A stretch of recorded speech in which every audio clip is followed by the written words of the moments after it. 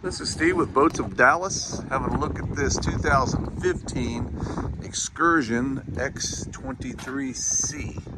This is a Tritoon boat. Nice color scheme, black and kind of a tan, I guess you call it. It's like a double system. It's got a fantastic Honda 150 horsepower 4-stroke with stainless steel prop, 211 hours. Got the tow bar on the back. It's got rod holders back here. It's really just a good looking Tritoon boat.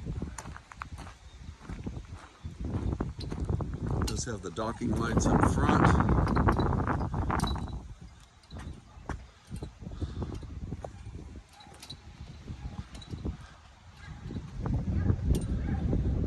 One little flaws I can see with it is a little bit right here, which is pretty minor.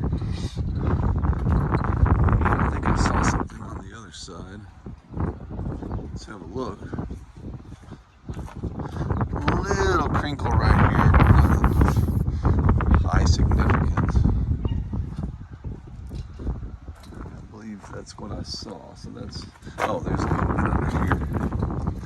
Just a tad bit underneath there, as you can see, but it's kind of hard to see from here. Anyway, that's it. I'll get another video inside the boat.